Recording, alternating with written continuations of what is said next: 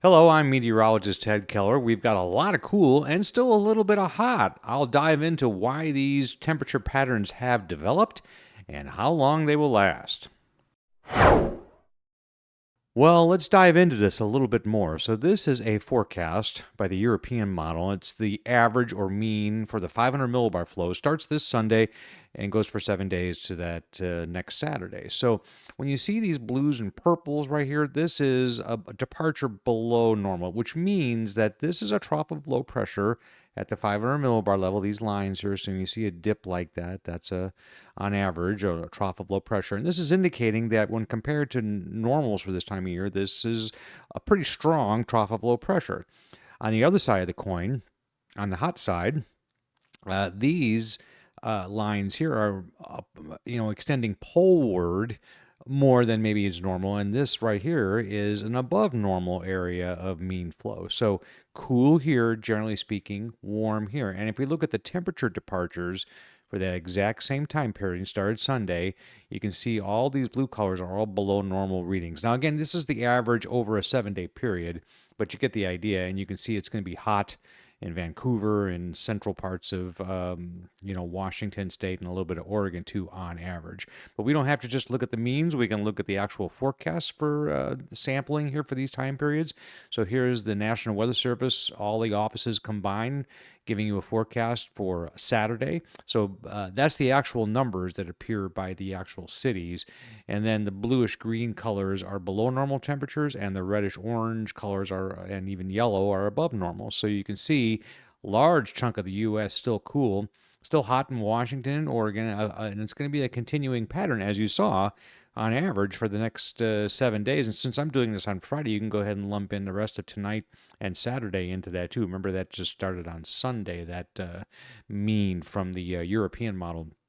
Now, on Monday, again, about 2/3 of the country is enjoying a below normal weather pattern, but still really hot, both temperature wise with upper 90s showing up and departure wise. So when you see these deep reds, we're getting up into plus 12, plus 18 territory on when compared to normal.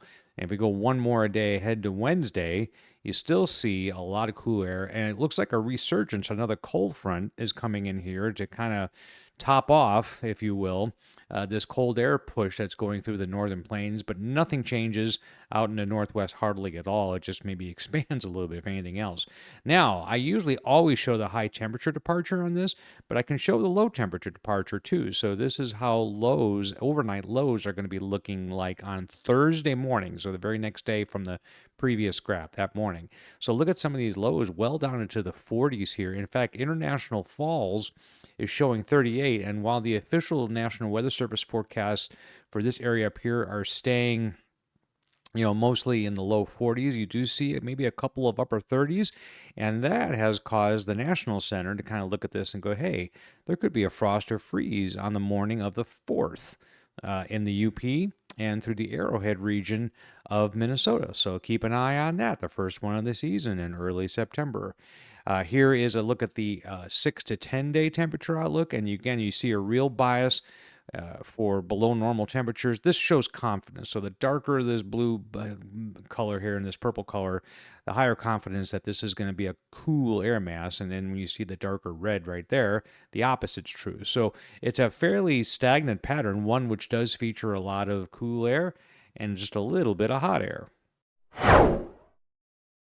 Well, the hot air area is pretty small. I won't dwell on it a whole lot, but I'll show you the 4 p.m. Pacific Daylight Time temperatures. And you can see some of these interior readings are well into the 90s here through parts of Oregon and Washington. That will continue, as you saw. And on the hazardous heat side, they're basically just watching this entire area from the 1st through the 5th, that same area we were talking about, backed up by the model data, and then maybe a little bit of Southern California, interior parts of California, not LA, and also extending into southern Arizona. Well, let's take a look at the visible satellite loop. It's getting later in the season now because I always record these in the late afternoon, maybe early evening, but you're starting to see sunset showing up on the right side over here. So we're getting later. The days are getting shorter. Big swirl in the upper atmosphere right here. Kind of bands of clouds making their way along the jet stream flow right here. And you see occasional evidence of thunderstorms blossoming up there. through south central Texas. Maybe a few of these up here in parts of South Dakota, maybe drifting over into Minnesota eventually. Here's the 500 millibar flow imposed on top of that. Still have this big anomalous low sitting there over eastern Canada with the flow around it like this. That's what's encouraging a pretty rapid succession of cool fronts, including a new one. But there's also a little lowering of the heights out here, just enough for little sneaky disturbances like that X there and that X there to kind of ride down along here.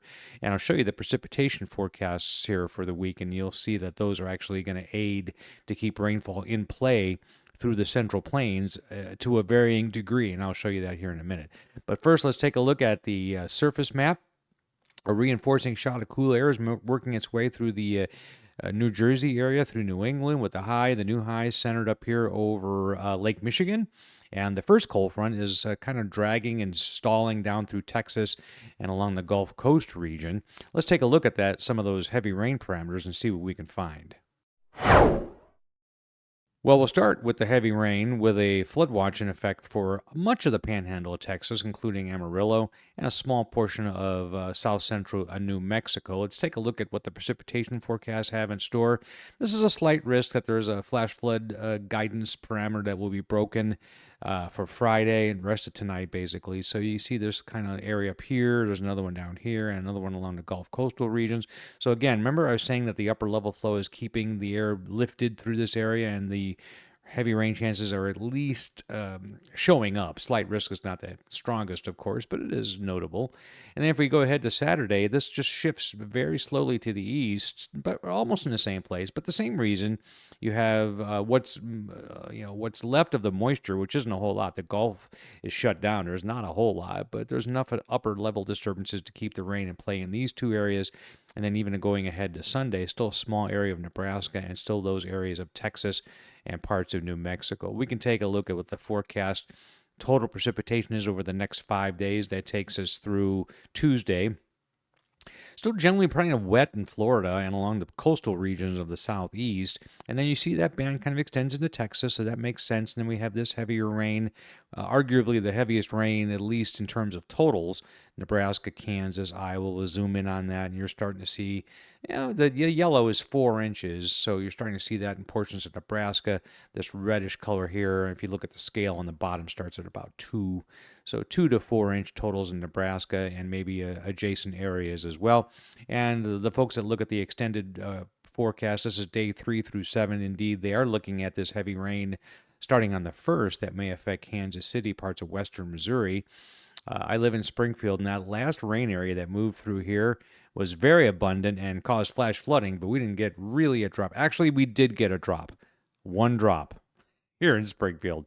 I don't think a lot of people were happy about that. Anyway, also the South Texas area on the 1st, looking out for some heavy rain. And then going way out ahead to the 6 to 10 day precipitation outlook. This is Thursday through Monday. So this Thursday through Monday of next week, it does actually kind of dry out in some of these areas that have been featured as being kind of wet, like Nebraska, and then kind of a monsoon probability in parts of Arizona and New Mexico. And maybe, these are pretty low probabilities, so not a real high confidence there, let's say in Pennsylvania, but maybe New England and maybe South Florida might get in on some wetness as well. Well, good news on the severe weather. Yesterday and the day before, I think even, there were no level 1s. It was all just general thunderstorm forecast. So it's been practically all year since I've been able to say that, because we had a really busy spring and summer with severe weather. But for the rest of today, even though there are no watches out for this area yet, this is the highest risk. That's central Nebraska. And then we have this down here extending into New Mexico. Now there is a watch there, a severe thunderstorm watch in effect for much of the rural area, unpopulated area mostly of eastern Colorado, and extends down to Mexico and kind of catches parts of Kansas, Oklahoma, and Texas as well. Tropical forecast for the Atlantic, not too overwhelming. The next 7 days, they are just watching disturbances coming off of Africa. And this is a pretty small chance, 30% chance or less, but it is noteworthy this time of year, and I'll show you why in a minute. Take a look at the hurricanes that have been used so far. If something were to develop in one of those zones, it would be Gabrielle, would be the next name on the list. And I want to show you two maps here. This is the average number of hurricanes expected or that have been named and have occurred, I should say, over the past 100 years. So in August, which we're ready to wrap up here, it was always just east of the Leeward Islands, maybe a little bit off the coast of the United States, and just even a smaller amount in the Gulf. Now we take a look at September. The Gulf ramps up, but it really begins to spread here. So just counting hurricanes over the last 100 years, this zone is real popular. Luckily, this indicates that most storms do go out to sea, but enough of them do affect the United States and the Caribbean, of course, to be of note. And the last graph we'll look at, just to remind you that from 1944 to 2020, hurricanes and tropical activity reaches its peak right around September 10th, right where that yellow and red area begin to peak. Thanks for watching this edition of Weather to Watch. It comes out every other day, or as the weather necessitates. Please remember to share this with your friends, subscribe to the channel, or at the very least, like what you just watched. Thanks.